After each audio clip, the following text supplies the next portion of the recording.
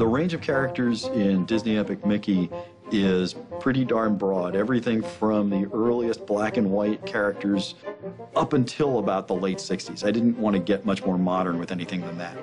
But the key is they're all legitimately forgotten, or legitimately rejected, or subtly different than the characters you might expect. Well, it is entirely a good thing that we had these characters who had some Disney past, but not a fully realized Disney life.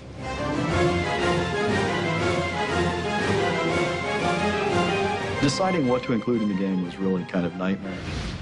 I had a little bit of an advantage just because I really have studied cartoons for a long time, but I had a pretty good idea who I wanted in the game. Mickey Mouse has achieved the highest levels of success, fame, fortune, love in every medium he's tackled, except video games. Yeah, there have been some Mickey Mouse video games, but I want to make him a video game hero on par with the very best, with the Marios, the Sonics, the people think of when they think video games. And I'm hoping Disney Epic Mickey gets him there. Oswald the Lucky Rabbit is one of the saddest and yet funniest characters in cartoon history. He was the prototype for every cartoon rabbit that came after him, and yet completely forgotten. I knew I wanted Horace and Clarabelle, the black and white versions, because they've been replaced by the color versions, and they're kind of the reject pals. Clarabelle, sort of a busybody, she loves her garden, but a real sweetheart and a real good friend to Minnie and Mickey in the early days. Horace is a terrific character, actually. He was probably the most versatile actor in Mickey's gang. He could be a detective, he could be a cowboy, he could be anything. It's interesting that he kind of ended up getting forgotten, because that kind of versatility and flexibility seems like it would be a useful thing in a cartoon series, but for some reason, he got left by the wayside.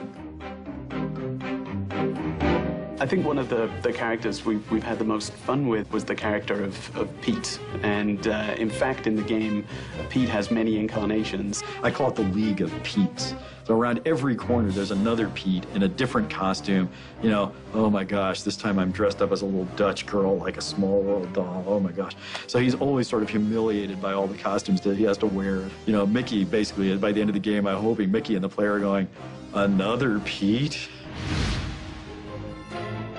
The gremlins in the game were just ideas. They were going to make an animation short off of them, and they never got to it. So we looked at those characters, and we did what we do best, is what we brainstorm. We come up with ideas. In some cases, like the gremlins, they didn't have any personalities. They didn't have any motion or animation or life that we could imitate. We had to come up with our own personalities and our own animation styles for them. It brings a certain level of challenge because you've got such a high bar to live up to make them a Disney character.